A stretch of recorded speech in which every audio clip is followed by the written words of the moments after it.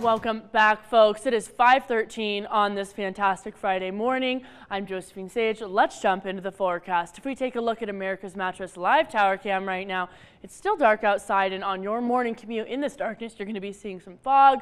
So that means you're going to be having some low visibility. We're down to that 30 degree dew point, and we're rocking at 31 degrees. So especially in those higher elevation areas where the temperature is cooler, that fog is going to be thicker with this leftover precipitation from these storm clouds that kind of rolled on through. And as these storm clouds are rolling on through, you might be waking up to a little bit of some rain, a little bit of some snow in your backyard, but it's going to be less than half an inch all over Grand Junction as well as in Montrose. But we've got this winter weather advisory hanging out in Mesa County until tomorrow at 5 a.m. and as well as these surrounding counties because of the storm that moved on in.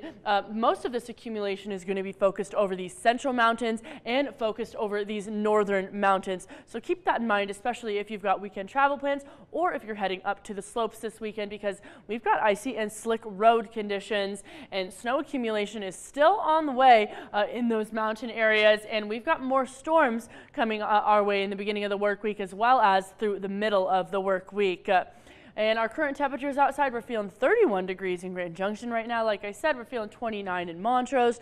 Further east of us, we are looking to be down in those mid 20s, 23, 26, and then a cool 9 degrees in Gunnison. And a little bit more nationally, we do have some cooler temperatures further north of us, but along the East Coast, folks, we're feeling in those upper 50s and those those upper 40s and those low 50s, which is where there's still some storms brewing, especially off the Pacific coast. The wind speeds in Oregon and Washington are upwards of 40-50 miles an hour in some of those areas, and the storm is going to continue to move across Nevada and Utah throughout the weekend, hitting us on Monday through Wednesday. And our almanac is showing us a high of 40 today instead of our typical 37 and a low of 30 instead of our typical 16.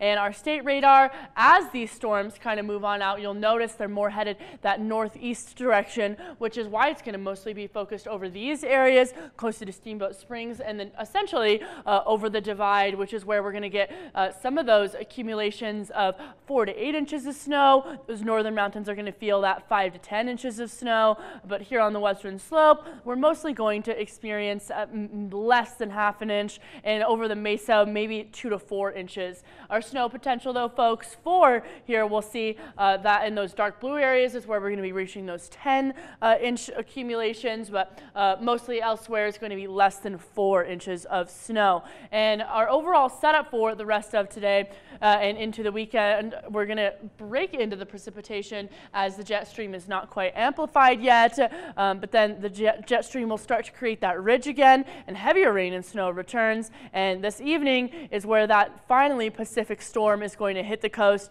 and mostly bring North California more of those heavier storms. And throughout the rest of the week, folks, we can expect some sunshine in the early work week, but again, another round of storms. Montrose has that same trend.